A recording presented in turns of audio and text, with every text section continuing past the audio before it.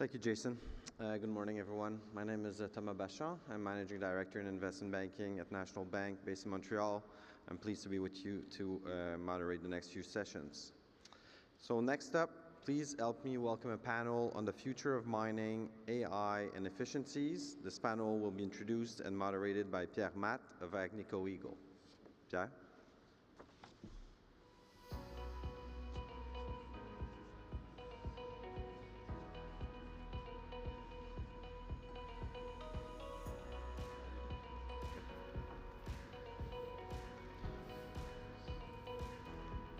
On s'en va dans le fond.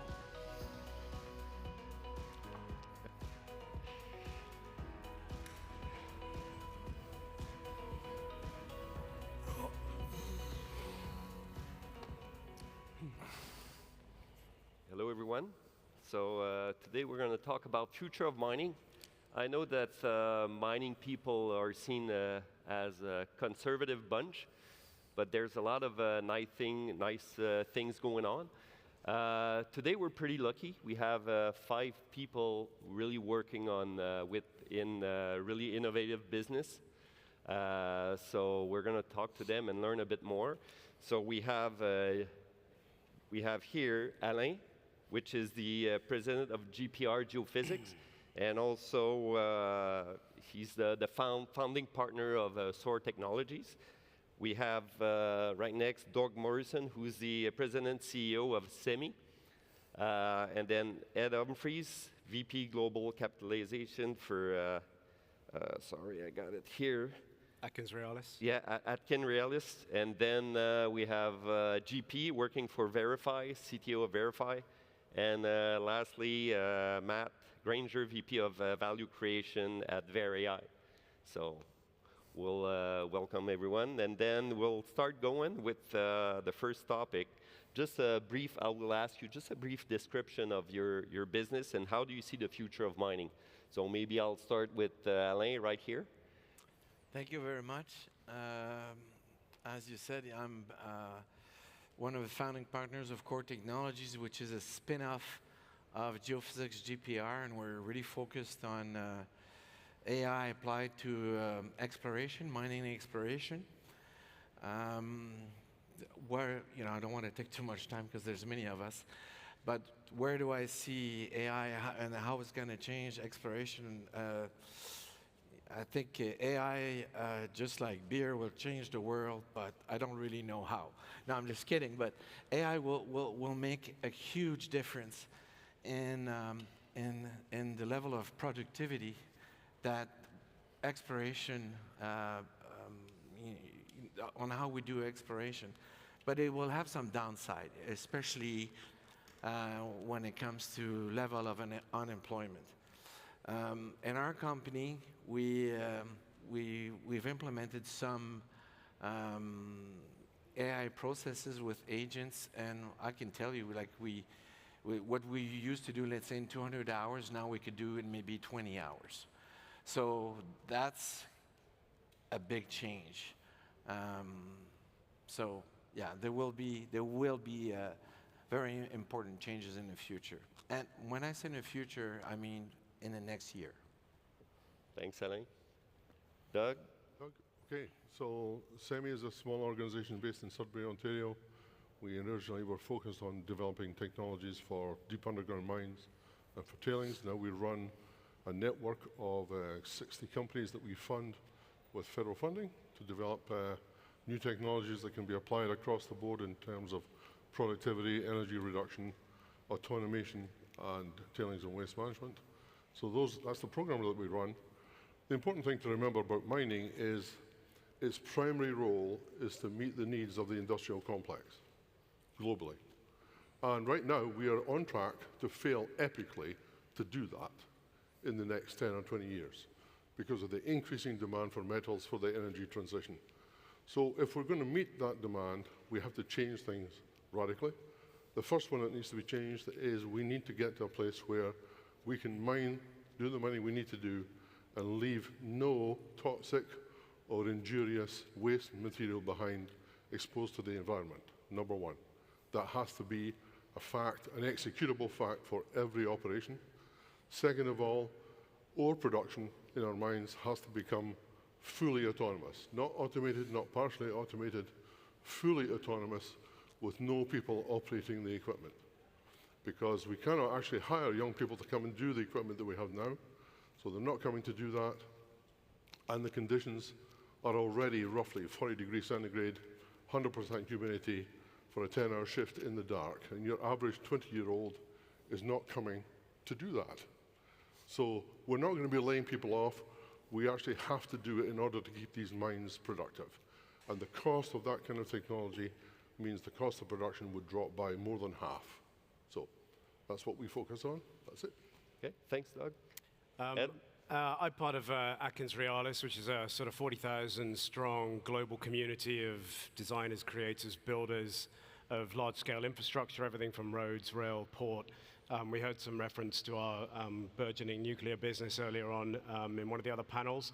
And I sit in our minerals and metals division, and I think from my perspective, from an engineering services perspective, the future of mining for us really has to be do a much better job in delivering capital projects, and I think has been sort of historically evident. And I think from us, it's how do we really use that technology to transform our relationship with our customers, whether they are global super majors or at an exploration level, and tailor those services really to better manage risk around schedule and cost at a fundamentally different level, right? And I think for us, that's around a mixture of internal productivity tools and really sort of unleashing the creativity of engineers to do what engineers should be doing, and that is not focused on the more menial tasks. It is really getting creative about how we deliver engineering solutions, modularizing plants, standardizing plants, so that there's much more surety in the early stages of mining capital projects around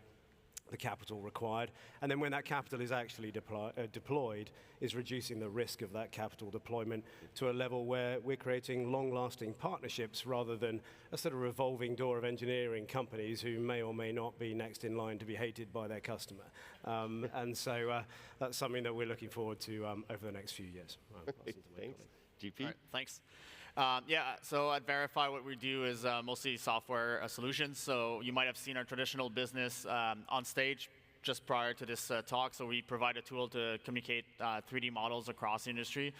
The goal for that and the future for that is really to be more transparent in how you communicate and sort of be able to attract people from outside our traditional investment base. So one of our success metric at VRIFY would be to be able to attract capital from the outside of the traditional capital sources that the mining industry relies on. And for that, we just need better communication, better transparency, and sort of get people understanding how mining works, how mining investment works, but more crucially, how exploration works, which has always been, people talk about the AI black box, but if you're not from the geology sort of echo chamber, mining exploration is a really, really black box, like a really tough black box to crack, to be honest. So you have companies are selling exploration projects or trying to sell targets, and they're mostly relying on how good their geologist is, which is pretty hard to sell if you're talking to people who are metric oriented. Which comes to our second business at VRIFY, which is an AI exploration tool. And the goal is to be able to integrate a whole lot of data that's not sort of been integrated in the past. So we're sifting through a lot of data. We're building a huge private database as well to train exploration models. So this environment provides you with an online platform where you can generate models, so exploration models, test hypothesis, go through your data, but more clearly produce something that is a heat map to where your targets are. And this provides a tool that's much better suited for the investment community to understand, as opposed to a geology map with colors and a mag survey over top of it and some points for soil samples, and then you're trying to communicate that to somebody who doesn't understand the geology. Now you can provide a tool that's much more sort of transparent in terms of where you're most likely to find exploration targets. You have metrics that you can sort of qualify your model with, which is a new thing in the industry. If you ask a geo, they'll never tell you their uncertainty of their targets. They'll never come up and say, well, this is a target, I'm about 50% sure of it. Whereas if you use a data-driven approach, a quantitative approach as opposed to a qualitative approach, then you can actually accurately measure risk and communicate that risk across your investment base. Okay. Thanks. Hi. Thanks. It's Matt Grainger with VerAI Discoveries. Just some background on the company. So it's again, it's an AI platform, but our model is quite distinct in that we're using our technology, leveraging our technology to make new discoveries, but very much working in partnership with the industry. And I think one of the things that we feel is that there's a lot of noise around AI just now, but we think that the industry, we're still going to need technical people, we still need geologists, and so our model is very much working with partners, an iterative process to generate new discoveries. My prior background, I was a founder of Altus Strategies, now Elemental Altus Royalties, as a geologist, and we had the same partnership model where we worked with earn-in partners, JV partners, to make discoveries and finance discoveries. And I think at VerAI, we're taking the same approach. The difference is that we're utilizing technology now to make those discoveries. Okay. Thanks, Matt. So briefly, the other question, just a brief answer from your part. What technology will change, will disrupt the mining industry that's coming right now? What would you say, Matt, if I start with you? Well, unsurprisingly, I think in our space, in the discovery space, I think some of the things that we're seeing, some of the things that we're doing, we think have that potential to revolutionize the sector. Obviously, we are hamstrung by a lack of discoveries, very well understood, poor track record. Things that are at surface are now very hard to find. And so we're going to have to look subsurface to make new discoveries. So I think that's an important theme for us. But I think in general, I think it's this other things within technology, within AI, that are going to impact the whole mining space and lead to great efficiencies. I think one thing we haven't seen in the mining space, in the industry, is the step change that we've seen in the oil and gas industry. We're still broadly doing things the same way we've been doing them for 100 years. And so the industry moving away from the discovery space needs to find that pivotal moment where we're doing things smarter in terms of the mining side. Okay. GP? Yeah, for me, it's more a concept than a technology that's going to solve the issues that we have, and that concept is all revolving around optimization. So optimization of any processes that we do. Like right now, nothing is optimal, from exploration all the way to production to processing plant. Nothing is really optimized properly. We don't have any digital twins. If you look at other processing factory just process, there's a lot of optimization going on, so you could use AI to optimize, but just general things that aren't done right now in the industry. So it might be AI that solves it, but it might be just the fact that we start building digital twins of plants, we start building digital twins of mines or exploration projects, and that allows you to iterate and test a lot of concepts on your projects and be able to sort of find the optimal way to do it. Yeah, so like mine planning is sort of what we call optimized, but how many projects do we see failing on the first 5 years of production? It's most projects, right? So I think there's a lack of optimization in the industry, and I don't think that's a single technology is going to solve it, but more of a change of mindset is going to be needed for an industry to change. Okay, thanks. Ed? I think for me, it's not a single technology, and it's a little bit conceptual. And I've had the real privilege to be part of some really big technology transformation programs in oil and gas, utilities, mining as well. And for me, I'm an AI optimist, and for me, I really see the next few years being the chance where we actually fully unleash the most important technology in all of this is the AI augmented superhuman. I think it's all of us becoming far more productive, and I'm looking forward to an age where people aren't trapped in 9-to-5 jobs in their silos by their technology, but actually we're truly looking at pan-system optimization with people's creativity unleashed because the menial components of the jobs have been taken away, and then that's leading to some fundamental transformations in the business model, and I think that's going to be a profound influence on all companies, and one of the biggest, how you handle that is going to be one of the biggest moral and ethical equations of our generation over the next sort of 3 to 5 years. So it's a bit scary from an industry that waits the last minute to change their version of Windows. Totally. So, totally. Okay. And you done? Yes, I think exactly what Ed said. We have to eliminate a lot of the menial tasks that are done on a daily basis by human beings. We can no longer do it as we go deeper because the conditions are getting hotter and hotter all the time. The energy that we need to use to cool that down to make it tolerable for humans is now prohibitively expensive. So that all has to change. we also have to stop trying to cool down the entire space that we open up, because most of it doesn't need to be cool. It's only the piece that have particular components that need to be cool. Cool those pieces and don't cool the rest of it. And that reduces dramatically the amount of energy you use for ventilation, which is the second biggest cost after labor. So making those changes are the kinds of things that need to be done. It's not a single magic bullet for them all. It's a sequence of different components that need to be sewn together. So we've been identifying for the last 8, 10 years now all the individual components. Now we've got all of the pieces we think we need. We've got them kind of identified and tied together. And what we've done in the last year is identify what we would call the disruptor companies that will come in and actually implement those pieces of technology to make it change. Because there are vested interests who have no interest in changing what we do now to something new and different. And they're not going to change it, therefore a disruptor has to come in and make that happen. But if we don't do that, there will be no energy transition to a low carbon economy, because you need a hell of a lot more copper and a hell of a lot more nickel plus all the other metals. And if we don't produce those, then the rest of the planet melts and burns. Yes, good point.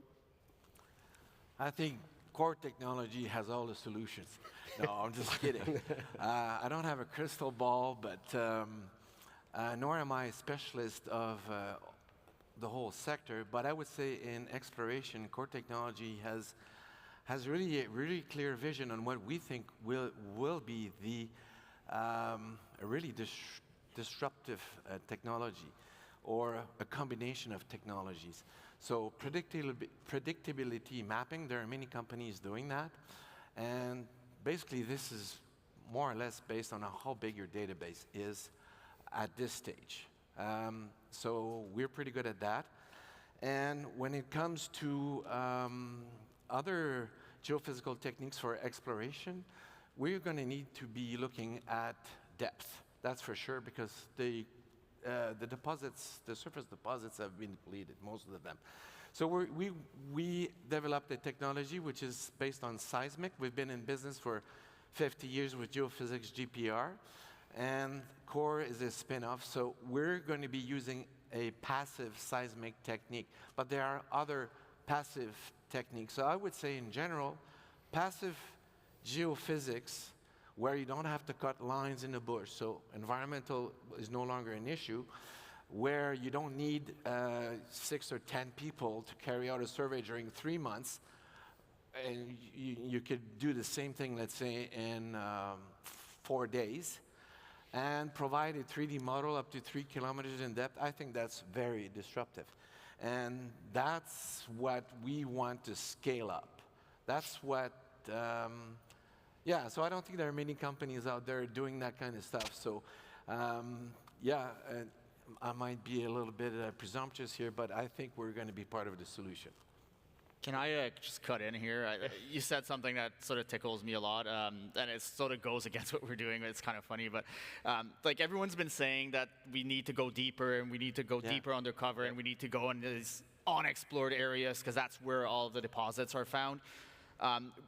I don't believe so, and I think there's still a lot of things. Because if you were to say that, that means that you were 100% efficient at finding the deposit and the data sets you have, and to me, I don't think it's possible, because humans look at 4 or 5 dimensions of data at the same time. So you could look at your soil, there's no gold anomaly, everything else is there, but then you walk away because, oh, there's no gold in my soil. But there's other processes that could remove that gold in your soil survey. So you might be missing a deposit right there. Might be a swamp over top of it, so you weren't able to soil sample it, so you don't have data. You're like, oh, I'll walk away.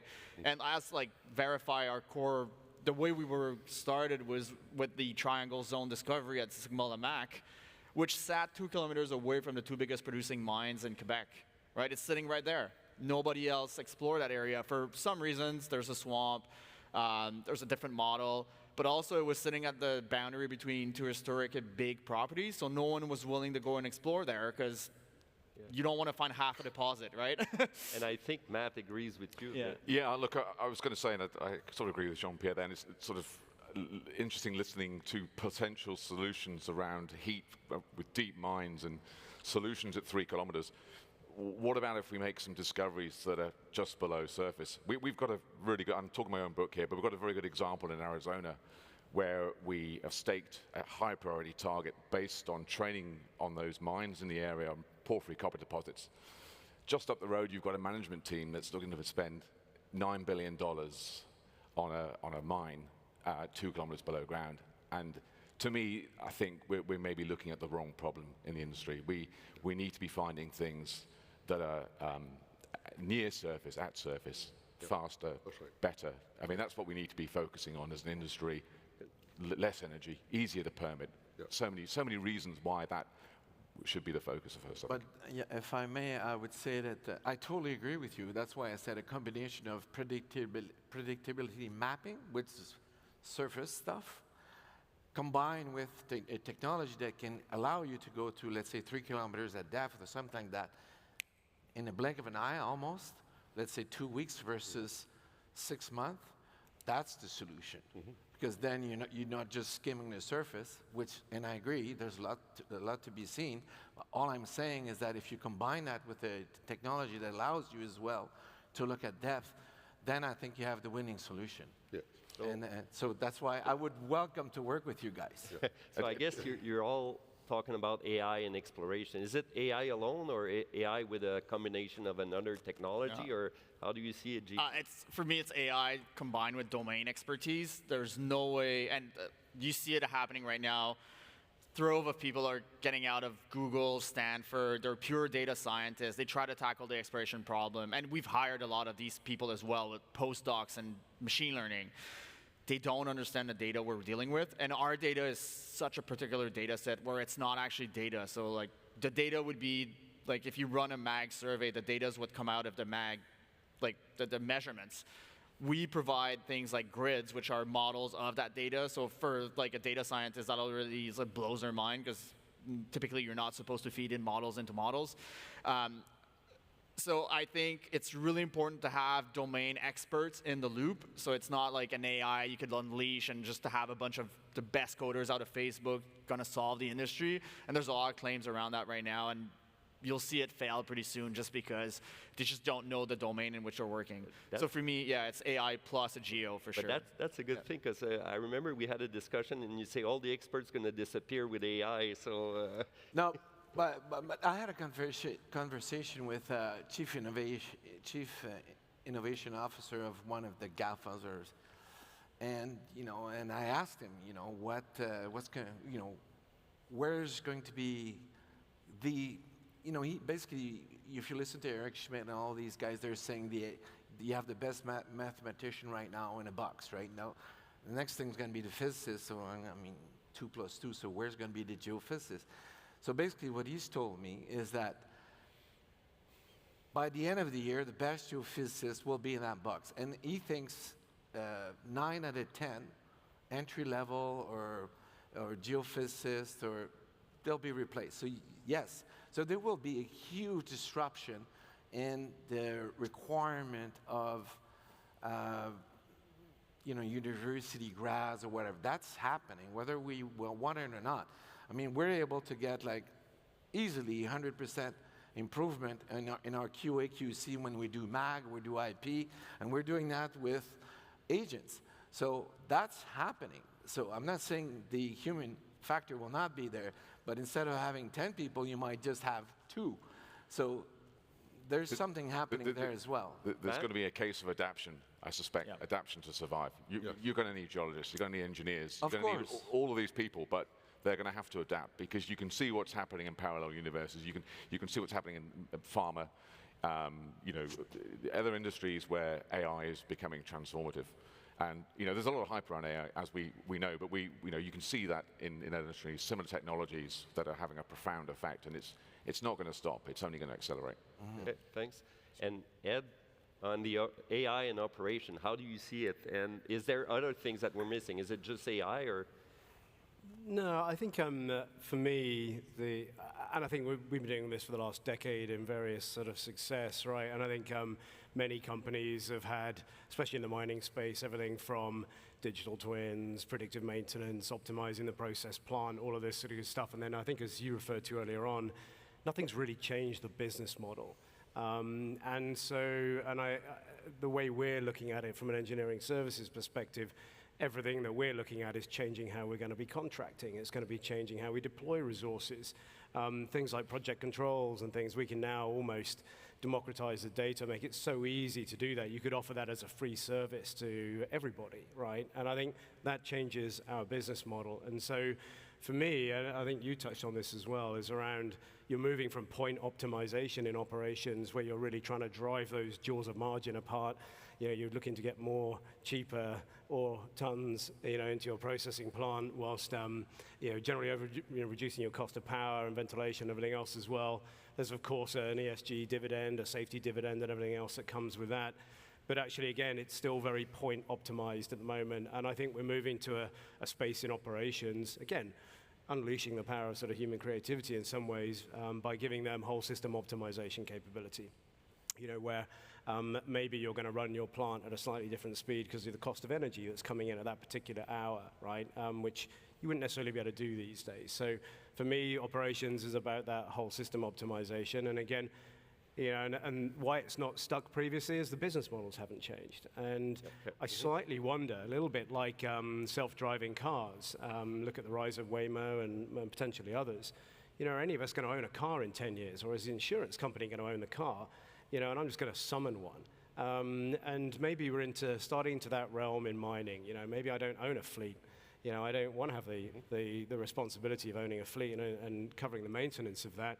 You know, someone's going to provide me a fleet as a service, right? And, you know, where else might that apply elsewhere down that cycle? And I think that, for me, is an exciting space to be in right now, and it certainly is for us in the capital space, capital projects delivery. Yeah. And I know, Doug, we've talked about it. You said, well, AI is fine in certain sectors of mining, but not everywhere. So what are the limitations for you right now? It's not a limitation, it's just a best use. When you have a very complex data set, and you need multivariant analyses to get to the answers, AI is ideal for that. Most of the things we do underground, I'm sorry to tell you, is not rocket science. It's pretty well arithmetic. It's not that hard to do. You can do it and you can figure that out. What has not happened is we have not introduced a new technology platform for ore production or for mine waste disposal in 40 years. There is no other industry in the economy that has not changed its fundamental production platforms in 40 years. That's the industry that we're currently in, and that's what has to change. Yes, we'll have a lot more deposits discovered, and we will discover them much closer to the surface, but it's still going to take 5, 10, 15, 20 years to get it into production. Yep. So that's not going to change very quickly. There are things that can accelerate, and one of those is social license to operate. We keep talking about permitting time. There is no regulation that was ever introduced by a government proactively before something happened. Every regulation we have is in response to some mistake, some safety event, some financial crisis, etc. That's why it was brought in. So the regulatory framework we have is the one we deserve because of our misdeeds in the past. I'm sorry, that's just it. The solution to that is to come up with better and new technological solutions to overcome those. And the one that's going to be the killer for all of us in the near future is license to operate. I don't care if we take 6 months off the permitting time, because more than that is going to be required to persuade local communities to accept the waste management profile that you intend to implement. And if it's the same answer as it was 10 years ago or 20 years ago, your project is already dead, because it's not going to get license to operate from almost any community anywhere. That's why that's the fundamental shift that has to take place. And what we're actually discovering, shockingly, and I didn't anticipate this, is when you actually develop the techniques to separate out some of the material in the waste stream, you now access all the other minerals that are locked into the tailings facility. Because you only mined 1% gold, 2% copper, or 3% nickel. The other 97% is all in there. I actually had a client come in looking for a new solution for her business to extricate it from the US, finding a solution for different types of clay. And I thought, well, this is pretty menial for me because I'm used to big copper mines, big nickel mines. Why should I be concerned about this? In actual fact, the tailings deposit we were looking at extracting the remaining gold from was worth less than her annual production of her product for pet care. So you just need to recognize there's a whole other economy happening out there, and they all need minerals of different types, and we have locked up billions and billions of tons of minerals that could be used in the industrial economy that we've simply allowed to fester in toxic ponds for over 100 years. So that's the fundamental shift that needs to change, and change fast. Thank you. So we're pretty much done here. Thank you all. It was a very interesting conversation. Thank you for being there. Thank you. Let's applaud.